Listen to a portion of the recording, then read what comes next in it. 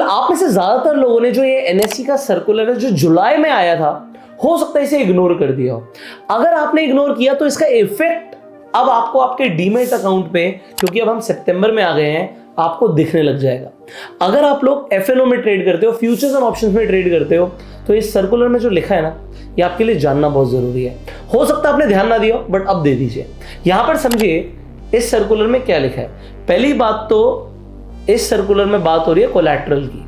अगर आपके पास कुछ ऐसे स्टॉक्स हैं जो एनएससी ने डिसअप्रूव कर दिए, या फिर ऐसे ईटीएफ्स हैं जो एनएससी ने डिसअप्रूव करे हैं, जिसके ऊपर आप प्लेज मार के मार्जिन नहीं ले पाएंगे, मार्जिन धीरे धीरे कट कर रहे हैं, एक बार में कट नहीं कर रहे, तो आपके हो सकता है ब्रोकर ने भी आपको इस तरीके का कोई मेल भेजा हो जिसमें क्लियरली लिखा है कि 1000 स्क्रिप्ट्स को एक्सचेंज ने डिसअप्रूव कर दिया है, जिसकी वजह से आपको जो मार्जिन मिल रहा था प्लेज मार के, वो नहीं मिलेगा।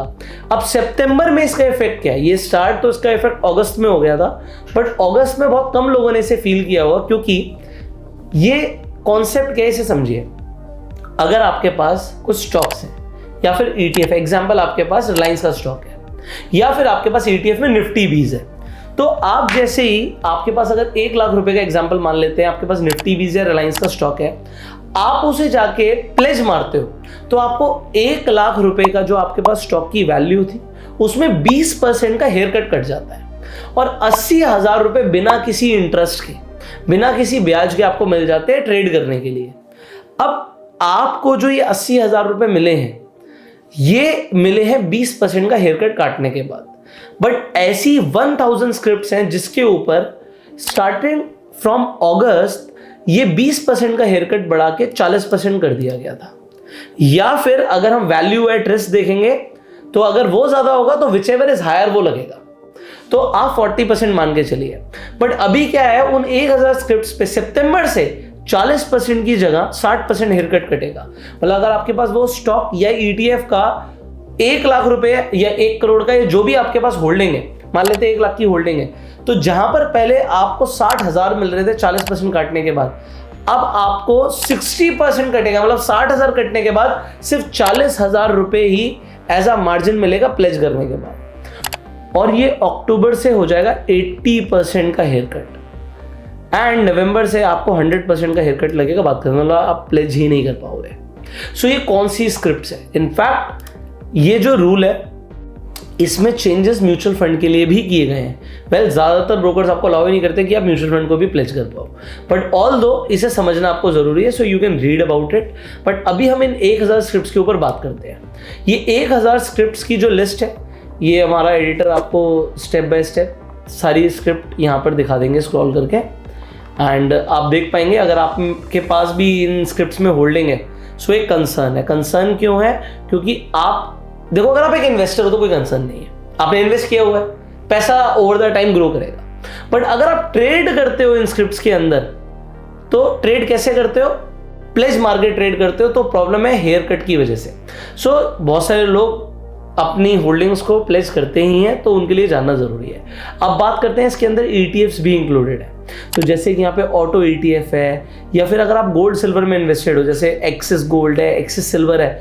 यही नहीं, अगर आप देखोगे गोल्ड ईटीएफ का नाम यहाँ पर है, यहाँ पर सिल्वर ईटीएफ का भी नाम है। सो ये जो ईटीएफ्स हैं, इसके अंदर शरिया बीज भी है। काफी सारे मुस्लिम शरिया बीज में इन्वेस्ट कर रहे थे। भाई साहब, यहाँ पर इन्होंने क्या किया है, हेयर कट बढ़ा दिया है, और नवंबर से आप इसे प्लेज मार्केट ट्रेड ही नहीं कर पाओगे। सो जो इन्वेस्ट कर रहे थे उनके लिए कंसर्न है, अगर वो प्लेज मार्केट ट्रेड कर रहे थे। अब इसमें सोल्यूशन की बात करते हैं। देखो एग्जांपल यहाँ पर हम बात करते हैं कि सिल्वर ईटीएफ में आप इन्वेस्टेड थे, तो अगर आप सिल्वर ईटीएफ में इन्वेस्टेड थे, तो यहाँ पर सिल्वर 20 का नाम नहीं है, आप यहाँ पर पोर्टफोलियो रीशफलिंग कर सकते हो। बट पोर्टफोलियो रीशफलिंग कैसे होती है? आपने जितने अमाउंट का आपके पास सिल्वर ईटीएफ था उसे बेचा और सिल्वर 20 खरीद लिया। अब प्रॉब्लम क्या है रीशफलिंग में? अगर आपको प्रॉफिट आ रहा था, ऑल्दो सिल्वर अभी गिरी, अगर आपने रिसेंट टाइम में इन्वेस्ट किया होगा तो हो सकता है आपको नुकसान आ रहा हो, तो नुकसान में कोई प्रॉब्लम नहीं है। आपने लॉस बुक करा, उसे आप कल को प्रॉफिट से एडजस्ट कर पाओगे। तो आपने जितने अमाउंट का आपके पास सिल्वर ईटीएफ है, उतने का आपने सिल्वर 20 ले लिया, बात खत्म हो गई।